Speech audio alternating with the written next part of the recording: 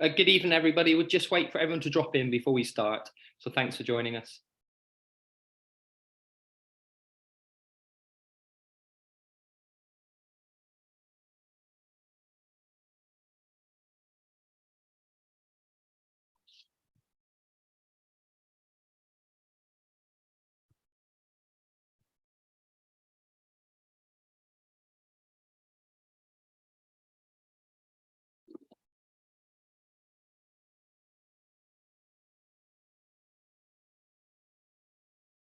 Hi, good evening, everyone. Just give us a couple of minutes while others just join us, and then we'll get started.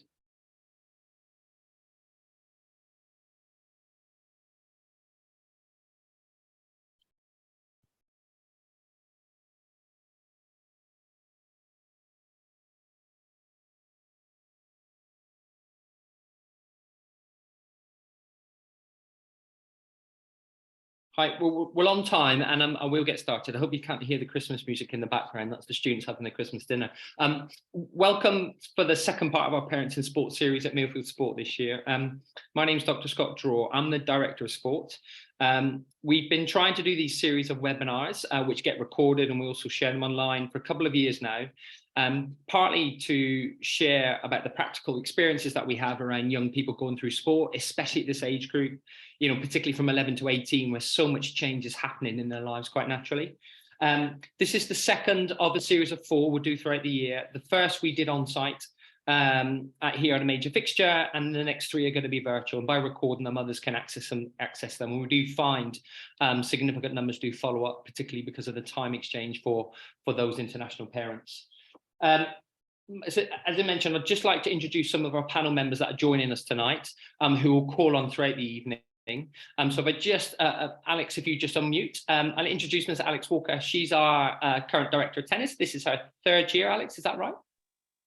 Yeah, I'm coming up to 2 full years now. So yeah, 3rd academic year. Yeah. And great. And Mr. Ruben Paul, if you just unmute, Ruben's just started with us this year. He is, I guess, an apprentice psychologist. He's currently working out of Swansea University, but based here. And Ruben's working with us around transitions and changes for young people through sport. So he's embedded in here and taken a very applied practice research role with us to help us better understand this environment to better support young people. And I'd like to also introduce Mr. Graham Williams. Graham's head of student athlete support. He's also Deputy Director of Sport. He's been here 8 years now, so have significant experience around the journey young people go on through Millfield Sport particularly. But he's also spent the past 3 to 4 years doing his own professional doctorate, particularly around young people through sport and at Millfield. So just to kickstart it off, I was going to ask Graham to share some of his findings and experiences for the audience.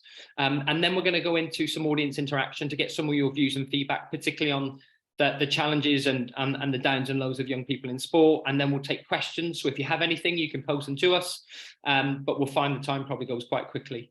So I'm just going to pass across to Graham, who's just going to give us a bit of brief of his work and what he understood of it, particularly about Millfield. And then we'll look to engage with everyone here. So Graham, all yours. Thanks, Scott. Thanks for the introduction. Just to link into this evening's topic, kind of the mountains and valleys concept of development in youth sport, and particularly in our context at Millfield. Scott referenced some of my research that I've been doing over the past 3 to 4 years, exploring this sort of topic area, particularly around developmental experiences. And those sort of really true developmental experiences often come either at the peak of the mountain or at the bottom of the valley. And those are the sort of elements that I've been exploring with Millfield pupils and Millfield students. So just to set the scene really and sort of give a background, I guess previously development models in sport have been pretty linear in nature, often having a very phased approach and often dictated by a chronological age, a child's age at which they experience a certain mountain or valley in their sport would dictate the suggested outcome. Clearly, as research has evolved and as practice has evolved, we have a better understanding that the youth athlete's development through sport is much more non-linear than that it's very dynamic and much more individualized. So some of the previous models which would inform practice in coaching and in the organization of sport would suggest that an individual would transition in at their entry point that they'd experienced a number of different sports, they'd then begin to specialize, they then begin to invest more in their training and competition, and they then have a chance to make it to whatever make it looks like, whether it be professional sport or a higher level ability. Future models then sort of expanded that a bit further to suggest that there were different entry points into a sporting system or organization, that deselection could occur, and the outcomes weren't always about reaching the top in your sport, but they could be about levels of recreational activity. And there was also the point at which people dropped out of sport as well, and that was starting to become recognized. So within that context, the movement of young people through sport was still very linear, and this phased approach was still kind of embedded in the way sport was organized in many different environments. I guess moving forward, what became evident through sort of retrospective recall from athletes who'd made it to the very top in their sport was suggesting that their journey was nowhere near as organized and linear as those models has been suggesting, and that actually they'd had a really rocky road to the top, that they'd experienced every mountain and many valleys possible, lots of ups and downs on their journey, and that some of those low moments were actually some of the most critical, that they learned a huge amount of skills, that they developed a huge number of experiences that they could then use to improve and enhance their ability to accelerate on their journey in sport. And so an understanding of the kind of rocky road of sport became much more common language, and coaches began to utilize those challenging moments to teach and for students and for young people in sport to learn a set of skills and a set of experiences that could allow them to do better in the future. And so it was really that kind of concept of utilizing those developmental experiences, both at through the mountain and the valleys concept, that really inspired me to do a bit more exploring and research on that topic, particularly using Millfield students who were actively engaged in sport and coaches who were supporting them really closely. So my journey through my research has led me to produce four research studies, the first of which looked at deselected youth athletes from talent pathways in sport. So often those students who would be recognized as being relatively high achieving at a young age, but didn't make it to professional sport. And those people, and in the Millfield context, referenced how even though they didn't make it, and that was hugely disappointing, there were still lots of positive developmental experiences they had, really meaningful opportunities, and they feel empowered through their experience of sport to transition or transfer skills to different domains such as university or employment, and to continue playing sport as well. They felt empowered because of the experiences they had, and I guess that referenced the point that any level of sport, whether it be the most formalized and selective or not, can still have positive impact on young people, and that's really important and something that hadn't necessarily been recognized that widely in sort of high ability youth sport. The second was around deselected youth athletes who then transitioned into coaching young athletes and trying to draw on their experiences as a youth athlete that they now apply into their coaching. And that transition from athlete to coach back into coaching young athletes really allowed those participants in my study to understand the challenges that young people are facing, the highs and the lows, and to support them better because they've been through that experience themselves. And I guess that led to an understanding that engagement in sport can produce multiple successful outcomes, one of which is to re-engage as a coach and support young people through that journey again.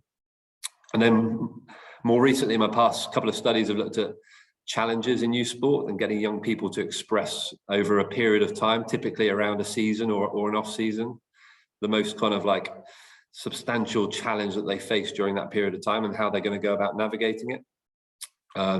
Often when those young people reported those challenges, they were seen as kind of normal for coaches and parents and key stakeholders, adult stakeholders in sport. But for those young people, they were the most kind of prominent things that were sort of occupying their mind, and they were really invested in trying to navigate those things. Those challenges were things such as like severe injury, things such as like high workload across multiple domains, such as sport, music, and academia.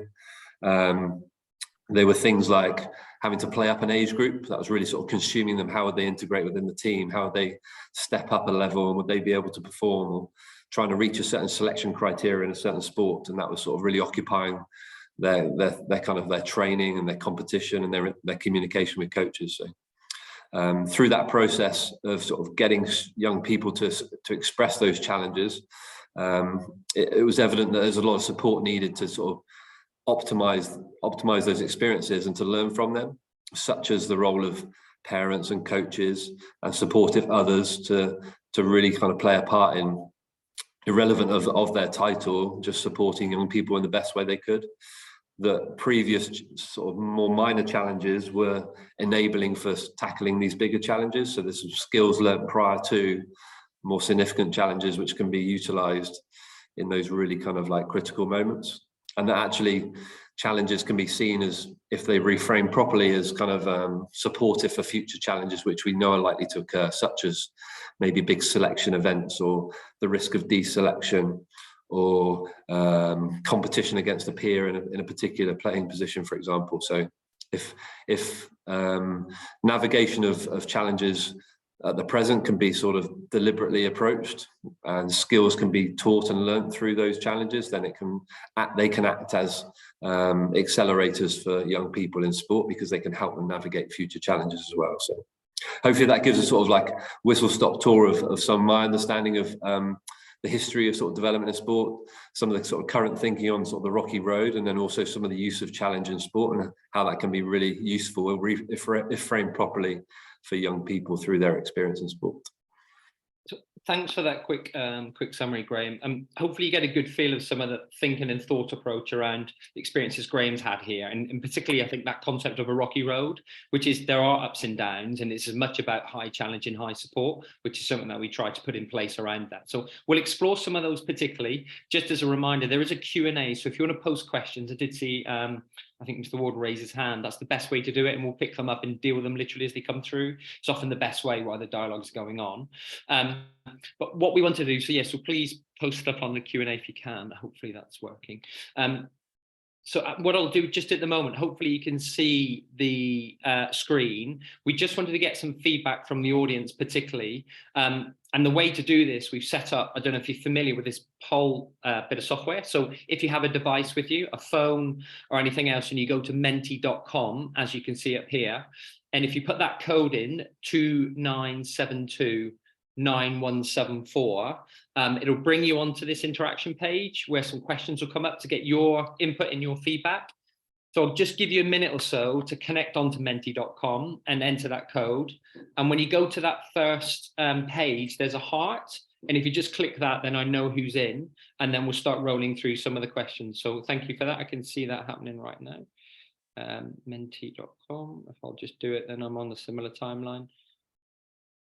Yeah, and you enter that code 2972. I won't be answering the questions, but it's just to cheer you up. Okay, I'm in here now as well. So I'll give it a couple of minutes. Thanks for those logging in.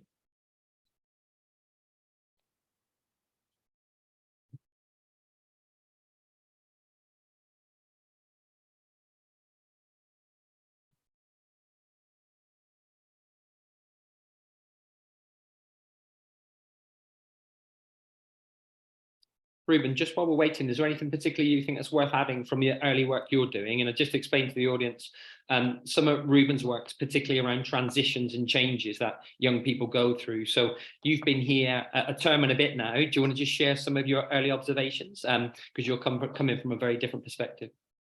Yeah, absolutely. Firstly, good evening, everyone. Hopefully an insightful one ahead. So as Scott said, some of my early work at Millfield has really been looking at the journeys that students go through whilst they're at Millfield and the different transitions that they take, whether that be from year group to year group or sport to sport, team to team, but also the smaller ones as well, where they go from sort of class to sport, and really examining what that experience is like for students that come to Millfield, and really how we can, I suppose, help them on that journey to really sort of facilitate their development and make their journey through school not so much smoothing the bumps, but giving them the skills to navigate those bumps a little bit better.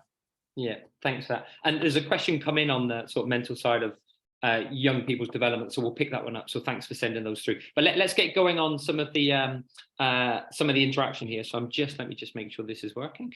Yeah, here we go, I think. Perfect. So first question. is what's been the best high for your child in sport this term? So we've got some of the 8 major reasons that we think students will offer, indicate to us why they're having a good time. So feel free to vote on the one that's most relevant for your child that you hear that they may say. So training and competition in general, friendship groups, maybe there's been a particular special individual moment in a game or fixture, a teacher or coach, personal improvement, the opportunity to do new things, particular success and win, or it may be some selection externally that's of real relevance to them as well.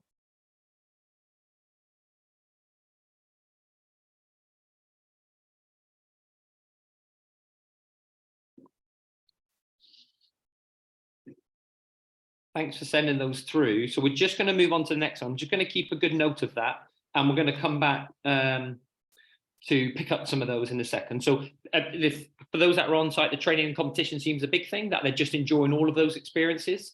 Every term, we ask students to tell us about their experience in sport and to think about ways that we can improve it. And actually just recently, Mr. Williams and I were going around some assemblies with some other colleagues to get that feedback, because it helps us understand what they're experiencing and not experiencing. So that's really good to hear. Let's go on to the next one.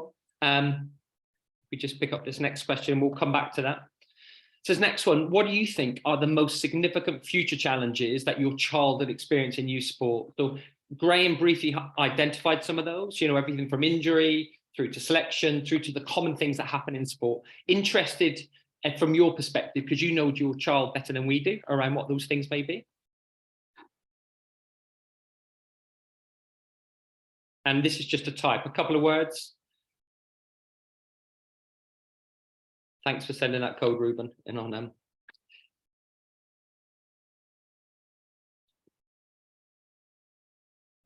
So most significant challenges that you think, based on your child.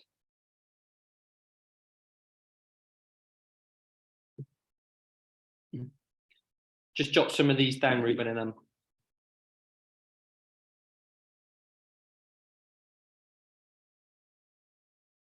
yeah, thanks for sending those through. It's a nice word cloud.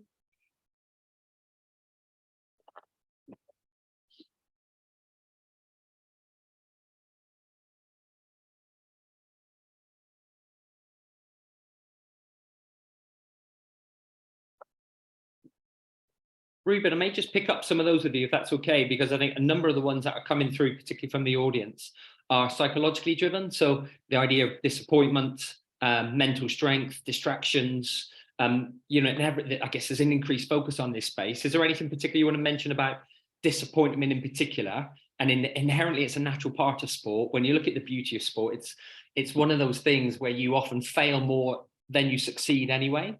You lose more than you win. That's all the nature of it. But there's a very fast turnaround to keep going back and trying.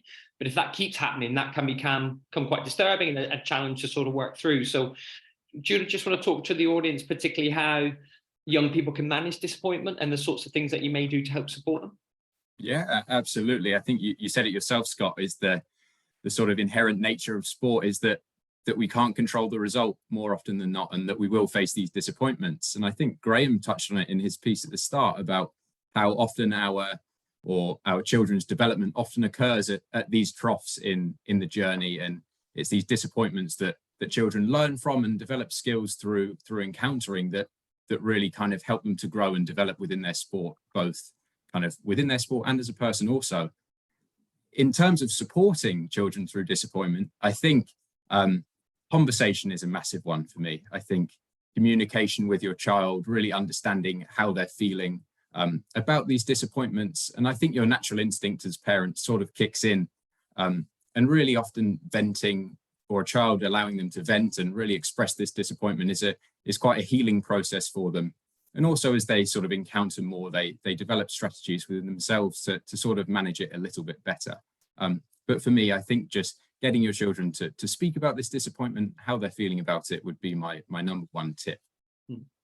Alex, so you've coached young people Sorry, yeah, but you've coached a lot of young people through this age group. You also played at the highest level in tennis as well. So the reality of tennis and that it's knockout means you inherently face in competition format a huge number of disappointments in that perspective and injury. And we'll pick up that one with Graham in a second. But can you just talk through your examples of how you manage that with young people so they keep wanting to come back, to engage, to feel highly motivated, to continue to push through the realities of what sport brings?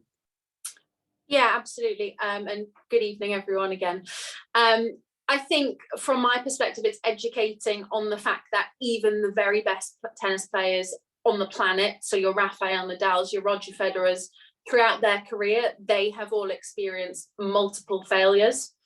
So I like to bring up sort of lots of different statistics to our students. So a good one is that when Rafael Nadal won his 7 French Opens in a row, so that's 49 matches on the bounce at Roland Garros, he only won 53% of all of the points across all of those matches. So that's obviously a very small example, but that's just showing how within every single match, he's dealing with continuous disappointment. From a British perspective, Cameron Norrie, at the time he just broke into the top 50 in the world, his win to loss ratio in his professional career was around 48%.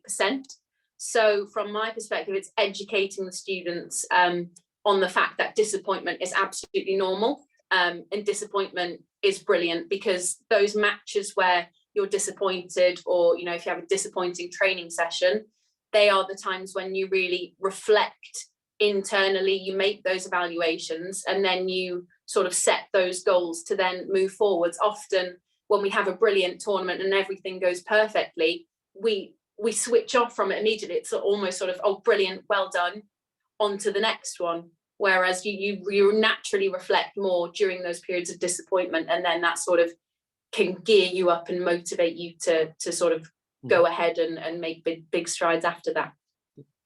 I guess what I'm hearing both from Alex and Ruben there around that focus on the process, the little things that you can take care of, less about the outcome, particularly at this age group, because we know the sort of relationship between how successful you are at junior is really poor to where you end up in seniors and what you carry on to do in your sport. So I think that key thing is around those things that you can control and continue to move forward. So I think in the tennis examples there, Alex, there may be a particular stroke or something that people have control of, and that gives them a success in some senses.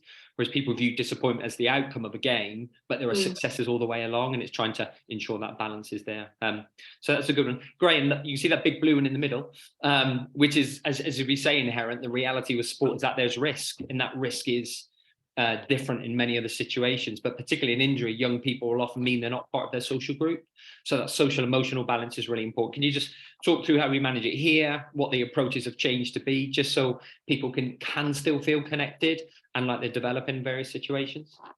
Yeah, sure. I think it is clearly highlighted here. It's an important topic because it lands bang in the middle. And as Scott said, the risk is inherent in such nature of sort of physical sports. But I guess an important part of that is understanding that injury can be an opportunity, and injury can be an opportunity for development in other areas of understanding sport or engaging in physical development around the injury, development of analysis skills, of video footage that's been captured of sport in this environment, of engaging with coaches to learn more about sort of technical and tactical aspects which don't need kind of physical activity to develop within them. So I think it's just reframing the injury, whilst it's debilitating and clearly kind of like disappointing, because that's what young people want to do, to be active in their sport. But there's clearly lots of opportunities around that where development can take place, whether that be, like I said, physical or technical, tactical,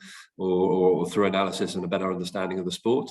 I think there's a few good points that Ruben and Alex have made there, just around sort of reframing, and there's sort of a concept of sort of like reappraisal in sort of talent literature of where challenges occur. Injury would be a good example, and it's sort of redefining those sort of disappointing moments as kind of functional and can be used positively.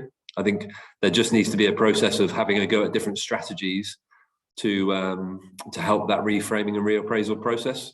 And like typically that's not just on that young person to do that themselves.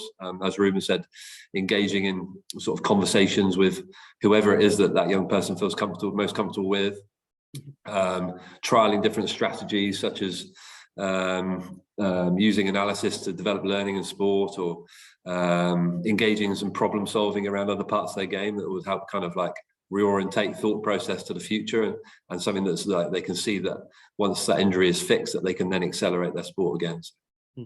Yeah, there's a couple of good comments that have come in from a parent here around, because their particular child had concussion, and that obviously creates challenges on their own, just also around the impact of concussion can be felt in the classroom, the ability to concentrate, and the comments made here about that connection between school parents and medics is really important for that safe return.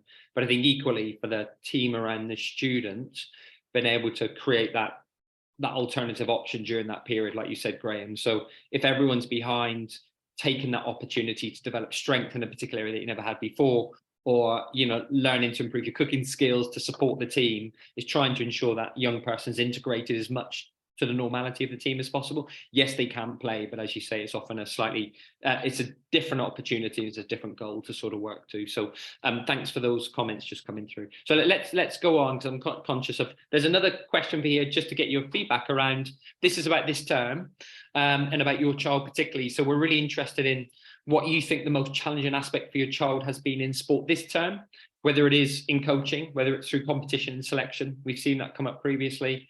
Whether there's a particular defeat or loss that they felt, and that's very outcome driven. It may be injury and illness that you sort of just mentioned. It may be if you haven't been at Millfield before and you're quite new to the school and getting used to the training demands. It could be other things in academics. So just interested, please have a vote and let us know from your perspective around what you think those things are.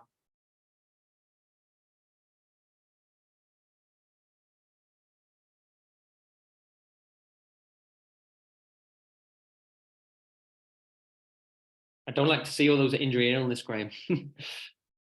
You just sort of some of the feedback around the most challenging aspect for child is that's something for us really to think about, how probably better to prepare young people in advance to accept that that's going to be there.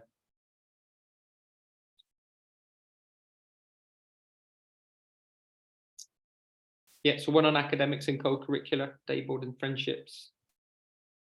The last time we used a similar question last year with a different group of parents, which is around where most of the challenging aspects were. And initially, the majority was around the non-sporting aspects of it. So creating really good friendship groups, finding that connection and bond within the boarding house that they have. So it's interesting that those have come up. Ruben, are you all right if I just pick up you around this idea of competition and selection? And that is a constant challenge reality, because in any team sport, or even in an individual sport, there are levels of qualifications, there's times, there's only so many people that can play. I think certainly at developmental level, we always want everyone to play as much games as possible, but invariably that you can't get away from the fact that if you don't feel you're selected in that first group, say in football it's the first 11, it feels like a deselection. So can you just share some thoughts around approaches young people can take in those situations and how to reframe it as an opportunity, like we've said before? Yeah, of course. I think deselection, again, I sound like a broken record, but it's inherent within sport, and even the best athletes in the world will have been deselected at some point in their career. And I think the key thing for me is really the appraisal of what that deselection means, and what the reaction is to your coach, to your peers, your teammates, of how you're going to go and perhaps improve or see it as a developmental opportunity. So I think the conversations that happen post deselection are really important for children to navigate correctly, because I think that naturally your reaction as a child is going to be one of disappointment and perhaps anger and a little bit upset as well. So really engaging in those conversations with coaches and captains who are involved in the selection process as to why things have happened, and what really the next steps you can take are to improve your sort of position in the team. But also, I think a key point I would make is that what development can occur in the team that you have been selected in. And I think coaches at Millfield have got a vast array of experience to really suggest some brilliant opportunities where perhaps you haven't been selected in the team that you would like to be, but what are you really going to work on in the team that you have been selected in? Yeah, so it's the focus. I think your point is the focus around what that individual is working on at the time from a process perspective is the critical thing. And it doesn't matter how we frame it, it often feels like you're not in the group that you need to be, but it's trying to work really hard around create those opportunities where it does matter, isn't it? So if I'm working on a line-out throw, for example, it doesn't matter what team I'm in, that's my own individual win for that day, and trying to frame it in that perspective. And none of the coaches try to do that from that perspective as well. So that's useful. All right, let's just, I'm just going to move on.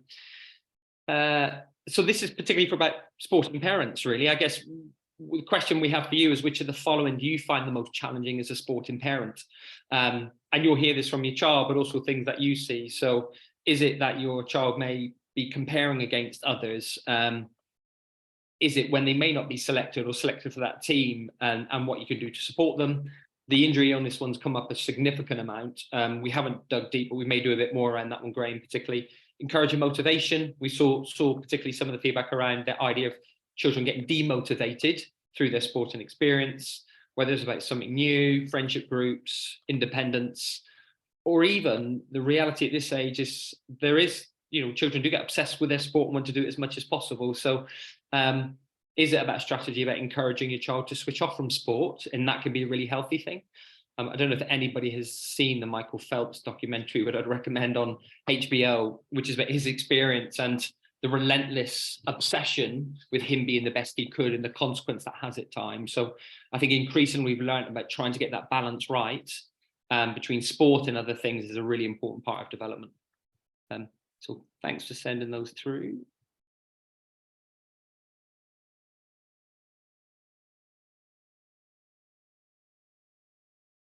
Graham, can I just pitch this for a question? One coming through from a parent about, it's particularly around actually the challenge that the child has is they currently play rugby. The child really enjoys football as well, and that's coming into that sort of crossover in the next half term. So clearly that's feeling like a challenge for that individual. Can you just talk through how we manage that for those children to ensure that they feel like they can engage in both and don't feel under pressure to make those decisions? Yeah, sure. And this, common challenge we see particularly is sort of students begin to sort of expand their horizons in sports and engage in different activities, whether that be double evasion sports like football and rugby, or so endurance-based sports and a team activity. I think really important to plan ahead, do that communication really early with coaches, share that the student has an interest in multiple sports, and that's a really going to be a really positive thing for their development. And it is on us then to sort of put the structure in place to support that student to balance their time demands across the two or multiple sports. I think with planning ahead, you can look at competition cycles, you can look at training days, you can look at sort of lead ups into fixtures and what the best balance of training would be in any one week or any one half term. There may be certain competitions which are priority for certain sports where the student may need to be available for selection, so they may need to attend certain training sessions. There may be some training sessions which are more orientated around aspects of the game which may or not be more relevant for them. So I think with getting a good understanding ahead of time on the aims and objectives for any period, and what a training and competition cycle looks like in multiple sports, then we're able to put some options onto the table to suggest what might be feasible. And ultimately it comes down to the student and the parent working together to make a call on that, and then us to bring it to life within our environment. Yeah. And you do act as a key point of contact in your game, probably in your role as head of student athlete support. You act as that independent individual to help put that schedule together. So we do encourage multi-sport. It's really important for us. I think we certainly see that at this young age. And we'll always look to balance those schedules. But if a child is finding that difficult, you act independently to work with the coaches to get that right balance. As you say, there are some times when some fixtures are more important than others. And at year 9, it's okay, we can manage it. As a child gets older, it gets a bit more difficult, but it's always knowing when those critical sessions are and those critical games, so they don't feel pressure to make those decisions. And I think, you've done a brilliant bit of work helping those students get through it and manage their overall load so they can continue to engage. We do have a number of students, even in the sixth form, that manage to do that at a significantly high level across 2 activities. So it is possible, and the flexibility is there. And I think I'd like to think that we've got a process in place to help manage that, and you do a good job on that one as well. Alex, can I pick this one that's just come up here around for sporting parents finding that challenge? I wish I knew the answer, but I don't on this one, so I'm coming to you around that idea of peer comparison. I think it's you know what, social media drive this particularly as well, but it's also the same within sport. So you would have seen it in your time in tennis, where somebody, you know, your peer is the thing that drives you, but equally can be the thing that challenges you as well. So what strategies have you adopted before to help individual children focus on themselves, not against others, to continue the development journey? Yeah, absolutely. It's a really difficult subject, I think, and obviously having been there as a player, comparing myself to my peers, and now seeing it from the other perspective as a coach, you know, seeing students that I coach comparing themselves to their peers who may be within the school, at other schools, at academies, conversations with parents. I think from my perspective, it's just educating on the fact that every single child is different. So every single journey is different. We've got students who are on almost identical training programs. Some who joined us in year 9 and sort of massively improved in year 9. Others who've reached maturity, peaked for different reasons in year 11, and then really pushed on in 6th form. So yeah, it's a difficult one. I can understand completely how, as a parent, if you see your child, you know, training with the same students on a similar program, but they're perhaps not progressing at the rate of others, how that can, you know, cause sort of feelings of anxiety. But, you know, from our side, it's just educating that is completely normal. It's due to physical maturity, emotional as well. Every child matures at a different time. So everyone will sort of reach their peak at a different time. And again, looking at sort of statistics of professional players, the different journeys that they've gone on. Some break into the top 100 at 17, Carlos Alcaraz. Some break into the top 100 at 28. I used to train with Alicia Barnett, who's just joined the GB Fed Cup team. She wasn't even in the top 20 in the UK as a junior. So yeah, it's educating on the fact that, you know, everyone is different. We as a coaching team are 100% certain that we have got the best program in place for your child. And yeah, I guess just sort of coming back to what we've discussed on sticking to the processes and making sure that each student knows the little things that they need to be doing every single day to sort of be able to achieve those bigger goals, whether they're sort of in a year's time or 10 years' time. Ruben, you got anything else to add to that from that perspective around, peer comparison? I think I'd echo what Alex has said, is that everyone's journey is very different. And actually, it's these bumps in the road that we talk about before, that these comparisons to others actually really do teach us a lot about where we're at and develop some self-awareness and really key skills that will be incredibly valuable to your child going down the line. But again, I think it really is recognizing and educating that everyone's journey is different, and hopefully building that self-awareness in children through that process is something that will be very valuable to them moving forwards. Great, thanks. And I think I've got, that's one more question. Actually, let me just go back. So one thing we're really interested to know before we pick up is, what's the one thing you wish you'd like to know, or you'd like to know, to better support your child in sport? I don't think I wrote that question that well, so apologies for that. What's the one thing you would like to know to better support your child in sport? Because we can use some of this feedback to shape future webinars if we really need to get into detail. So if there's anything that you'd particularly like to know more about, I see the mental skills bits come up a huge amount, Ruben, so you'll be back again, probably to go through some content and ideas so we can give some skills to people. That injury illness piece has come up, but yeah, just really interested whether it was Millfield specific or genuinely about that journey in sport that you think would help. Just share some thoughts and ideas, please.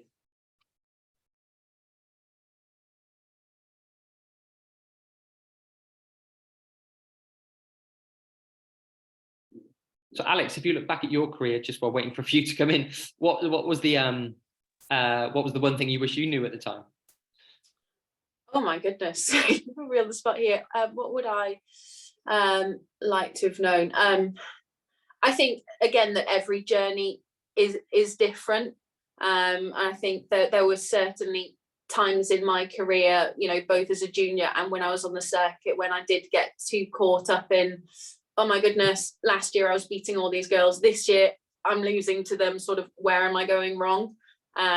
So yeah, just having that trust in, you know, maybe I started the sport at a slightly later time, so I was always going to peak at a slightly later time, you know, periods of illness, injury, you know, key times of academic stress. So I was in full-time education. A lot of my peers were in sort of full-time academies where they were doing their education alongside that. So yeah, I think just potentially being a little bit more sort of tunnel vision with my journey and where I was going. Fortunately, I had a really good support structure around me with my coach, my family, and they sort of kept me grounded and, you know, gave me lots of support and reassurance around those times, which is obviously something that now we're absolutely, you know, dedicated to doing, to supporting our students. Great, thanks. Let's pick up some of these. There's a good question there. Maybe I'll keep Alex while you're on, stay on. This one about a good question: how often should the coach-parent contact be? What's your view on that? Because you've worked in a club and then a school, so there's no right and wrong for this, again, like for any child, isn't it? But just what's your experience today? What do you think works well?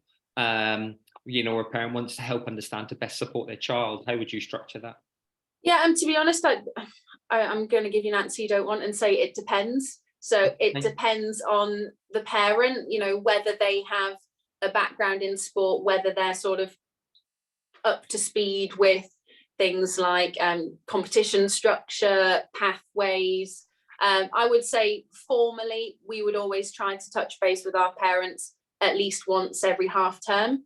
But we sort of have an open door policy. So if a parent wants to call, email at any time, then we'll always, you know, be willing to pick up the phone. So yeah, it's an incredibly important relationship, particularly in this environment where obviously the majority of the students that we're working with are boarders.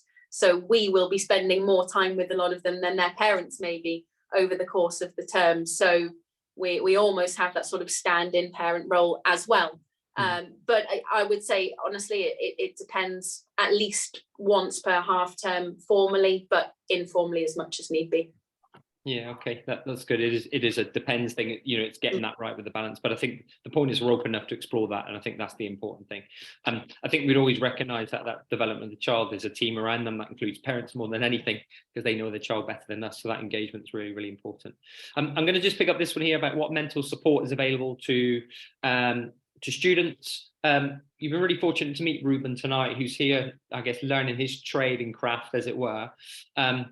One of Ruben's big responsibilities will be to deliver a curriculum, if we call it that, and Graham ultimately oversees our student of the sport curriculum, which is the skills we try to teach students off the pitch, off the court, because the value of those is significant to make a difference on, but also when they exit and leave Millfield. So our start point will be the opportunity to engage in small seminars and small presentations that Ruben will deliver across sports around some of the most critical areas to help people think about what's important for them. And so that's going to be the initial engagement. We do have a network of HCPC qualified sites that we can refer should it be required. And equally, our coaches spend a lot of time with often the best psychologists, because they understand the child and they often have good ways of dealing with them. But there are some formal awareness and education around the psychological skills, which we know are really, really important, and Ruben will be delivering that one. And Ruben, just to follow that one on, so the questions here about mental pillars, in some respects, how can these be installed? But if there were 2 or 3 skills that you would think, based on your work around exits, transitions, and for young people, what do you think those top 2 or 3 skills are that young people need to develop early on to manage that journey through sport? Yeah, it's a great question. I think it's probably a little bit all-encompassing, but for me, the first one would really be self-awareness, with that being where you sit within your team or peer group, how you appear to others outwardly, how you are feeling inside, and really being in check with kind of who you are and what your identity is would be my first one. And that, I would say, is pretty kind of a long process of development that you go through during adolescence and into emerging adulthood when you leave school. And the second one would be just really interpersonal skills and knowledge of how to sort of manage conversations with different people in your support network, whether that be your parents, your coaches, your house parents. And really these skills are kind of life skills to use when you go beyond school to Millfield, whether that be on another sporting journey. But for me, self-awareness and a real development on interpersonal skills would be my top two to go to. Okay, you give me top two, I'll do that for three, but later on. Graham, you're right, if I just pick this one up around that's come in about an open and honest assessment as to the potential or not of my year 9 son in his chosen 3 sports. You know, he's really inspired by sport, wants to follow that journey. You know, you've got significant coaching experience anyway. What would be your thought and advice at that stage? So it's still quite young to be making those judgments, isn't it? Yeah, like young age and the sort of potential sort of will mean a lot of different things to a lot of different people in different sports. You know, what makes one athlete successful in one sport won't look the same in another, and I think it's about focusing on the individual and their strengths as a young sports person, whether that be physically or technically or tactically, and also areas that they need to develop to improve on. So sort of balancing up that kind of strengths-based approach, but also looking at opportunities for improvement in other areas of your sport. But certainly, like, complex topic around potential.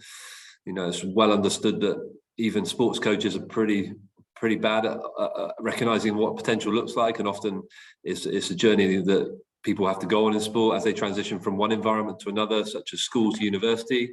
What good looks like will change as they change from coaches, maybe from one team to another. An interpretation of what potential is and what good looks like will change. So I guess what can be focused on is a consistency around development of the things that make them great, and also the areas they can see that have been identified that they need to work on to improve their games. Yeah, it's a good answer. There are numerous statistics out there I mentioned earlier just about that relationship between junior success and senior success. So if somebody really has a dream, and we always want to support that to reach the highest levels of their sport, but that relationship between what you do now and what you do later in life is actually quite poor in many sports. And like, if you eat other sports, like I can think, for example, in British rowing, I mean, 80% of rowers who go on to compete for Team GB don't start rowing until they go to university. So, and that's often the story. And what we also see is those who typically are successful in life and in sport have had a multi-sport journey. Their options have been open. There's been real balance to it. There's some good science that helps us understand that, which is why we try to do what we want to do. And particularly at that year 9, it's about continuing to experience and sample as much as possible and focus on those skills that you're able to develop. We would encourage that actively. There are some sports that are really symbiotic. And we had a really interesting conversation on Monday with all the coaches around what multi-sport actually is. And there are some sports that naturally come well together. So some of the coaches can advise that, but ultimately, one of the key reasons why young people continue to participate in their sport is they love it. Simple as it is. There's a real love and passion. They feel like they're getting better because the quality of the experience is put together by the coach, and that creates internal motivation for them to want to come back and try harder. And it's that internal motivation which is the key driver. So often it doesn't matter what activity, you can keep that going. If somebody has that drive, they'll certainly continue to push on, and at the right time, hopefully it will flourish in some sense. So hopefully that answers that one from that perspective as well. I'm just going to pick one more. I'm conscious of time. I think we've answered most of these last ones that you've got there, so I won't take any more. It is just 8:05. I mean, we're only due to go to 8 o'clock, and as you know, we could probably talk for another hour. So I just do want to wrap it up at this point. To say thank you to Alex Walker, who's our Director of Tennis, Graham Williams, Head of Student Athlete Support, and Ruben Paul, our apprentice psychologist, for your time this evening to sort of share some thoughts and ideas. Hopefully, as a group of parents, you find some of that useful. I don't think we'd ever pretend we have all the answers to, in any sense, to all of these. We're often working with coaches and with individuals to help students navigate their journey, but we want to talk about and share that and provide opportunities for you also to engage with us. So thank you for tuning in. We really, really do appreciate it. Yeah, we really do appreciate it. And hopefully, if you want to come back and watch it, feel free. If you have any questions for us, please do make contact. So enjoy the rest of your evening. And we look forward to seeing you again in the future. So thank you, everybody. Thanks, guys. Bye-bye.